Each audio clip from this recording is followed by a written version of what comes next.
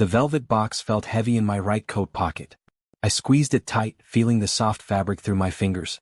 My heart beat so fast it felt like a drum against my ribs. I stood near the back wall of the high-glass auditorium, watching the bright spotlights shine down on the stage. 3 years. 3 painful, long years of working until dawn in our dark, damp basement. I had written every single line of code for Aegis. It was a medical artificial intelligence platform that could spot rare diseases in seconds. My fingers still ached from those endless nights. But standing here today, seeing the massive crowd of reporters and wealthy investors, I knew every sacrifice was worth it. My wife, Clara, walked up to the center podium. She wore an elegant blue dress that swept the polished floor. She looked stunning. The whole room fell quiet as she adjusted the silver microphone. "Thank you everyone for coming tonight," Clara said into the microphone, her voice smooth and confident. "Today marks a major step forward for modern medicine. Aegis will save millions of lives." The crowd cheered loudly. Cameras flashed in rapid succession. I smiled to myself, my heart swelling with deep pride. I reached into my pocket, touching the custom ring I had bought for her to celebrate this exact moment. "Behind every great tool, there is a brilliant mind," Clara continued, her eyes sweeping across the auditorium. "Many people have asked who built the complex algorithms driving this miracle software.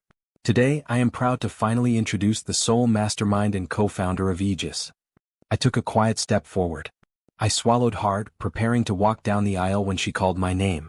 "Please give a warm welcome to Professor Marcus Sterling," Clara called out, smiling warmly into the spotlight. My body froze. The room erupted into thunderous applause, but all sound turned into a loud buzzing in my ears. A tall man with silver hair and a tailored gray suit stepped out from behind the velvet curtains. Professor Marcus Sterling, Clara's former university mentor. He raised his hands, bowing graciously to the audience before giving Clara a tight, familiar hug. "Thank you, Clara," Marcus said into the microphone, taking the main stage. "When I first designed the neural network for Aegis, I wanted to change the world. With Clara leading our business operations, my vision is finally a reality." I could barely breathe. I stared at Clara, waiting for her to correct him. Waiting for her to tell the press it was a joke. But she just stood next to Marcus, beaming with absolute pride. I turned around and pushed through the heavy double doors, rushing backstage into the private green room. My hands shook as I paced back and forth across the marble floor. 10 minutes later, the door clicked open. Clara walked in alone, holding a glass of champagne. "Clara," I said, my voice cracking under the sudden weight. "What was that? Why did you lie out there?" Clara closed the door behind her and set her glass down on the vanity table. She did not even look me in the eye. "Ethan, please don't start a scene," she said quietly. "We are in public." "A scene?" I took a step toward her. "I wrote every line of code for Aegis. I spent 3 years hiding in our basement while you promised this was our joint future. Why did Marcus just tell 500 reporters that he created my platform?" Clara turned around and let out a long, tired sigh. She folded her arms across her chest. "Because Marcus has credibility, Ethan," she said, her voice completely devoid of emotion. "He has a distinguished doctorate from an Ivy League university. He has powerful friends in government and high society. The press respects him." "And what about me?" I asked, pointing a trembling finger at my chest. "I am your husband. I am the creator." "Look at you, Ethan," Clara said, her eyes sweeping over my cheap suit with disgust. "You dropped out of state college. You have a rough background. Your family has no money or high status. If investors found out a nobody built Aegis in a basement, our valuation would drop by half before sunrise. You ruin the elite image we need to build." Her words hit me harder than a physical strike. I took a slow step back, staring at the woman I loved as if she were a total stranger. "So you gave away my life's work?" I whispered. "Just like that." "I didn't give it away," Clara said flatly. She reached into her leather bag and pulled out a stack of legal papers. She threw them onto the table between us. "This is a non-disclosure agreement. It guarantees you a quiet 5% share of dividends. But you must sign it right now." "And if I don't?" I asked, my voice rising. "If you don't, you get nothing," Clara replied, stepping closer. Her eyes turned ice cold. "Marcus registered the preliminary patents under his name yesterday. If you try to fight us, our legal team will destroy you in court. You can play the quiet, silent partner, Ethan, or you can walk away with absolute zero." I looked down at the papers on the table, then down at the velvet box in my pocket. The silence in the room was deafening. The front door clicked shut behind me, echoing loudly through the quiet house. I walked into the dark living room feeling completely hollow. The polished hardwood floors and high ceilings that Clara insisted on buying felt colder than ever. I sat down at my desk, opening my laptop screen just to stare at the black glass. The sting of her words echoed in my mind over and over again. You ruined the elite image we need to build. The front door opened again a moment later, followed by heavy footsteps on the floor.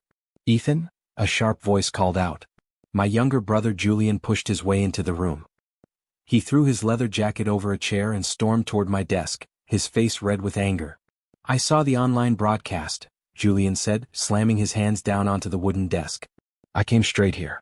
Tell me you didn't actually let her give Marcus your work, Ethan? I didn't look up from the black screen. She gave me a choice, Julian. Sign a non-disclosure agreement for 5%, or get nothing. Are you insane? Julian shouted, pulling out a chair and sitting directly across from me.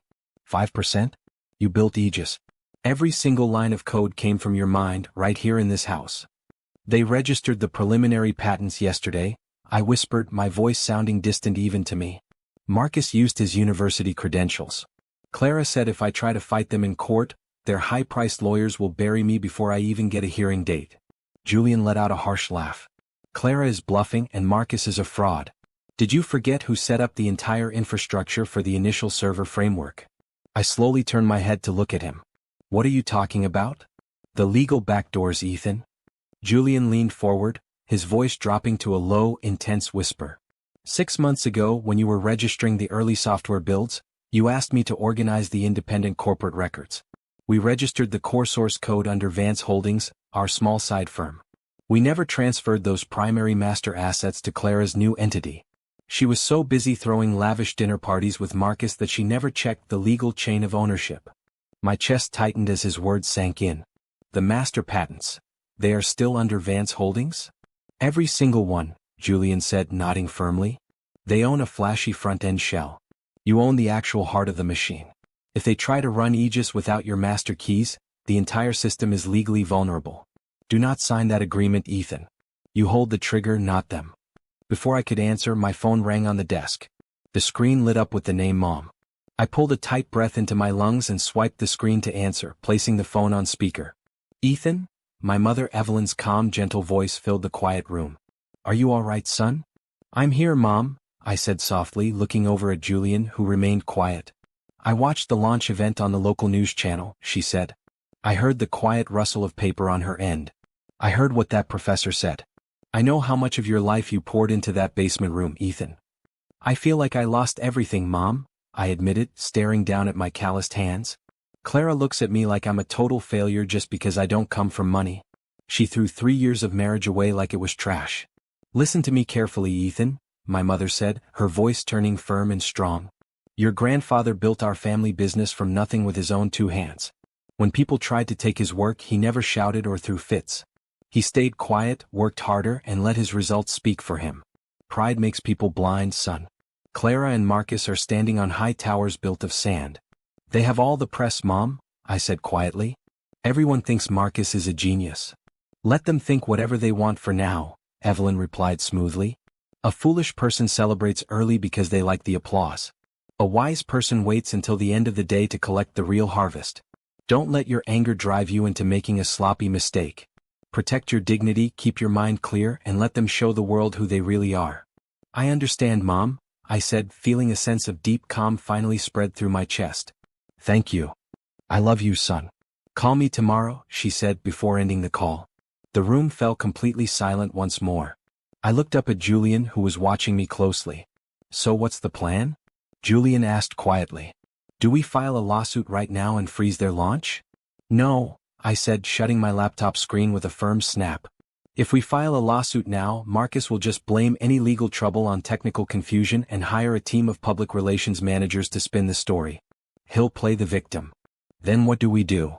Julian pressed, leaning in closer. We wait, I said, my voice cold and steady. We let them keep hyping up the platform. We let Clara host her expensive galas, and we let Marcus collect all the praise from international investors. The higher they climb on my work, the harder they will fall when the truth comes out. Julian smiled slowly, a sharp glint appearing in his eyes. You're going to let them dig their own grave. Exactly, I said, standing up from my chair and looking out the window at the city lights below. I'm not going to throw a tantrum, and I'm not going to take their 5% payout. I am going to prepare the ultimate revelation. And when the cameras are rolling on their biggest night, I will take back everything that belongs to me. For 3 weeks, I played the role of a defeated, quiet husband. I accepted my small office in the corner, kept my head down, and watched Clara completely transform into a stranger. She stopped coming home for dinner, consumed by high society galas, live television interviews, and endless victory parties with Professor Marcus Sterling. One rainy evening, I sat in a dimly lit corner booth of a quiet cafe downtown. Across from me sat Samantha Reed, an investigative reporter known for exposing corporate fraud in the tech world. I've been following Marcus Sterling for 2 years, Ethan, Samantha said, laying a thick folder on the wooden table between us. She tapped a finger on a set of printed articles. You aren't his first victim. 3 years ago, a young developer at State College designed an automated triage system. Marcus stole the research, claimed it was his, and drove the student out of the industry. He's a predator, I said, my voice quiet as I flipped through the papers. He picks targets with no corporate power, steals their work, and hides behind his fancy university titles. Exactly, Samantha replied, leaning in closer. Except this time he got greedy. He didn't just want your software, Ethan. He wanted full financial control over the entire firm. The side door of the cafe opened, and Julian walked in, shaking rain off his coat. He slid into the booth next to me and opened his laptop on the table. I just finished tracking the international capital transfers, Julian said, turning the screen toward us. You two need to see this right now. What did you find, Julian? I asked, scanning the complex lines of numbers. Marcus set up an offshore shell company in the Cayman Islands last week, Julian explained, pointing at a series of large wire transactions. He's been convincing foreign investors to deposit their preliminary capital into that specific account, claiming it's a secure holding fund for Aegis Research. Samantha gasped softly, looking at the screen. He's diverting offshore investor money straight into his personal accounts before the official launch. It gets worse, Julian said, looking directly at me with a serious expression. Guess whose signature is on those authorization papers as the primary executive officer? My heart sank into my stomach. Clara. Yes, Julian said, nodding grimly. Marcus isn't taking any legal risk. He convinced Clara that signing these documents was just standard executive paperwork. She was so blinded by his promises of international fame and luxury that she blindly signed every single contract he placed on her desk. She has no idea what she's doing, I said, rubbing my forehead in disbelief. If those offshore accounts are flagged by federal regulators, Clara takes all the legal liability. She's taking the fall while Marcus prepares to walk away with millions. She threw you under the bus, Ethan, Julian reminded me firmly. She called you a nobody and handed your life's work to a fraud. Are you really going to worry about her safety now? I'm not protecting her from her choices, Julian, I replied, looking him in the eye. But I won't let Marcus walk away clean while she takes the blame for his financial crimes. Samantha pulled out a small digital voice recorder and set it on the table. If we publish this story right now, Marcus will just blame accounting errors, hire expensive defense lawyers, and fight it out in court for years. We need concrete proof of his intent before the international buyout at the summit. We will get it, I said. The National Tech Summit is next week. Every major news network and investor will be watching. Later that night, I returned home around midnight. The house was bright and noisy. Clara was standing near the fireplace with a glass of expensive wine, talking loudly on her cell phone while looking over a stack of legal documents. Yes, Marcus, I signed the offshore liability waivers this afternoon, Clara said into the phone, laughing lightly. Everything is set for the summit. The investors are thrilled. She noticed me walking through the hallway and hung up her phone. She looked at me with a cold, distant expression. You're home late, Clara said, taking a slow sip from her glass. Where have you been? Just working late at the office, I replied quietly, keeping my hands in my pockets. I saw the news reports today. You and Marcus are on the front page of every tech magazine.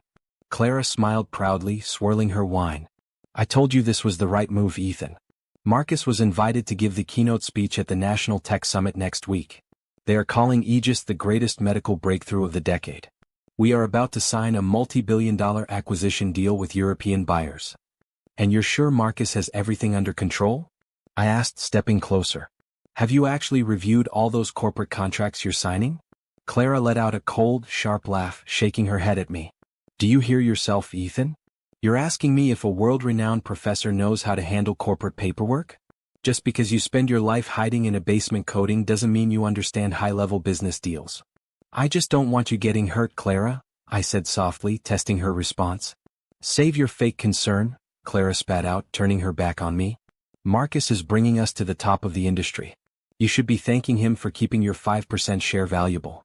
Just stay out of our way until the summit is over. I looked at her back, feeling the last tiny bit of my love for her fade away completely. Don't worry, Clara, I said, my voice steady and completely calm. I won't get in your way. I'll be watching the summit very closely. The National Tech Summit was only 4 days away. International buyers had already arrived in the city, ready to place multi-billion-dollar bids for Aegis.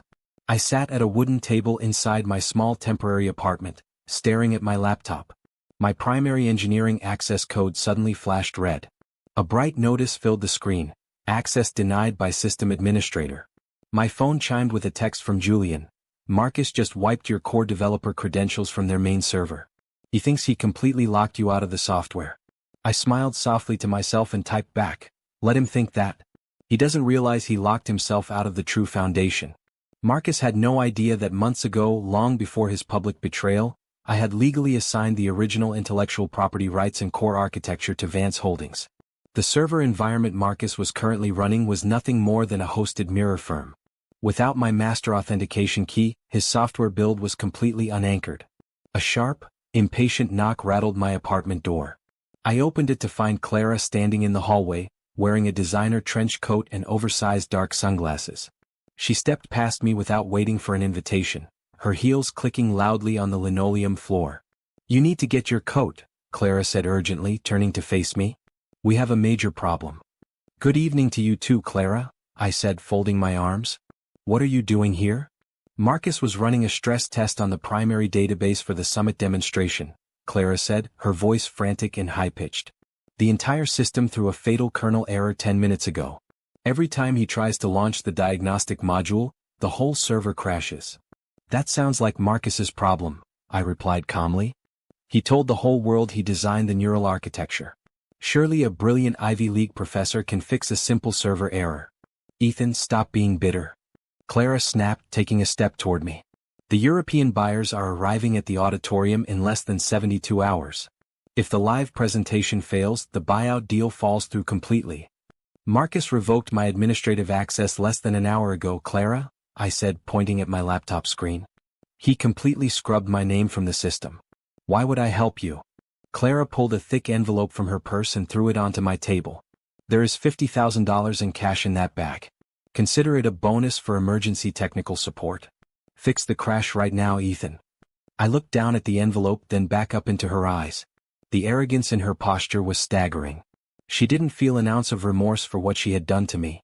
To her, I was just a service tool she could buy whenever her schemes hit a wall. $50,000? I repeated slowly. You really think everything can be bought, don't you? I know how the world works, Ethan, Clara said coldly. Money solves problems.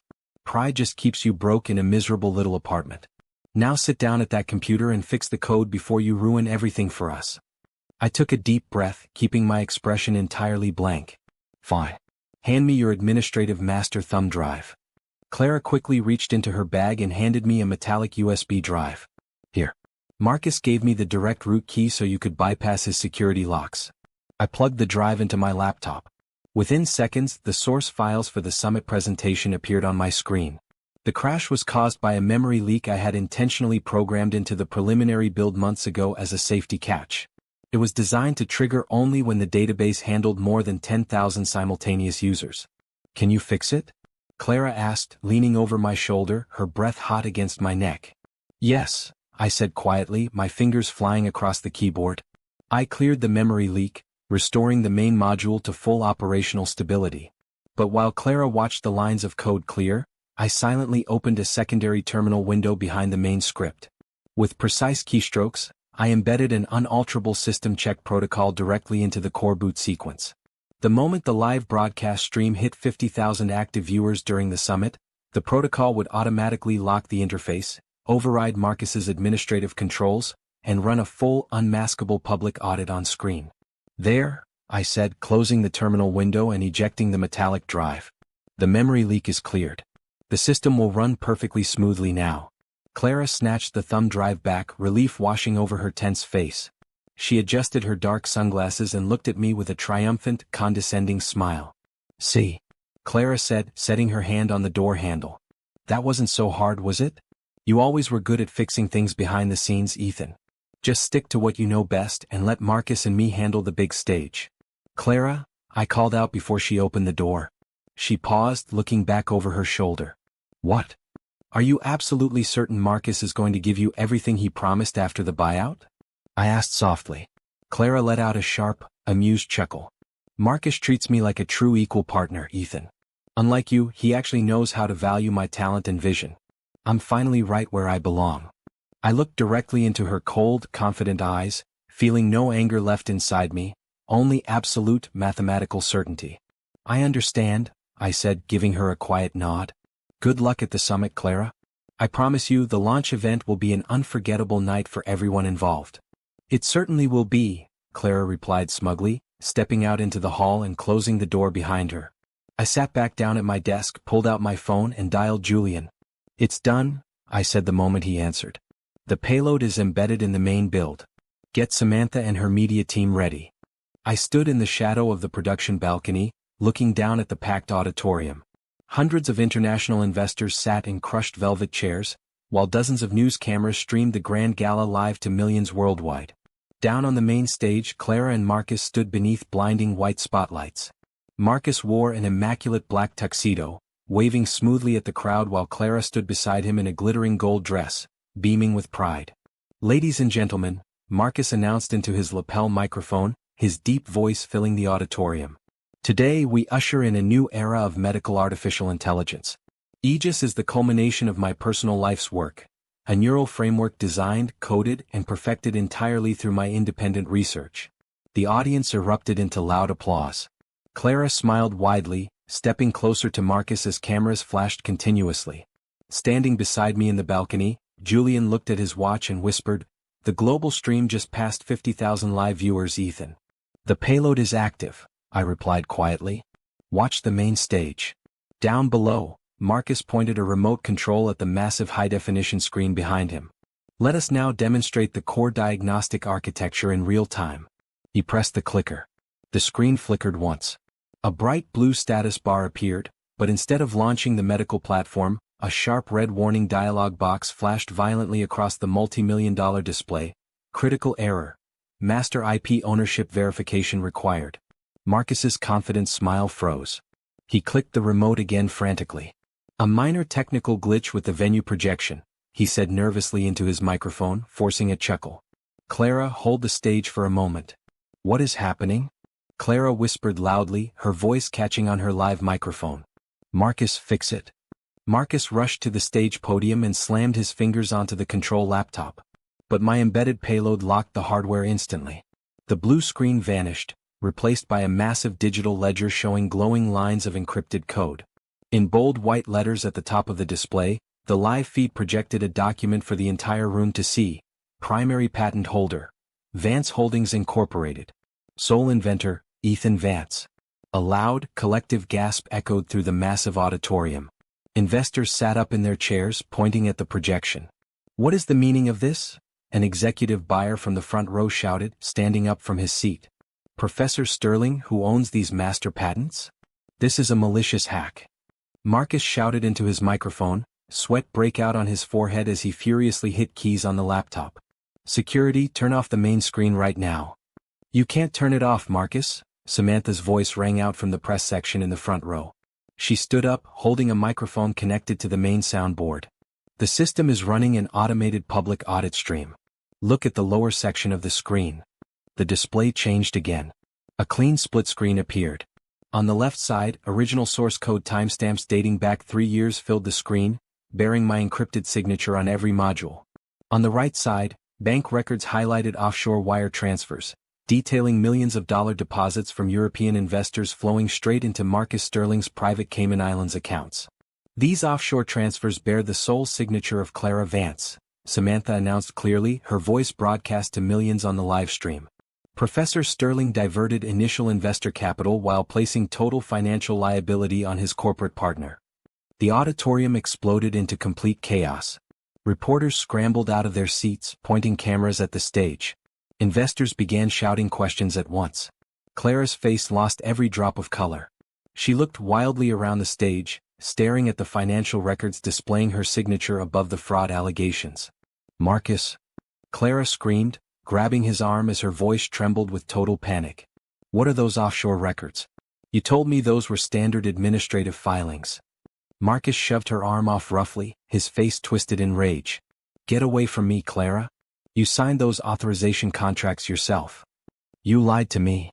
Clara shrieked, tears smearing her makeup as she stepped back in utter horror. "You used me. You were greedy enough to take the bait." Marcus snarled, his microphone picking up every single word for the global stream. "You wanted the fame and prestige so badly that you gave away your own husband's work for nothing."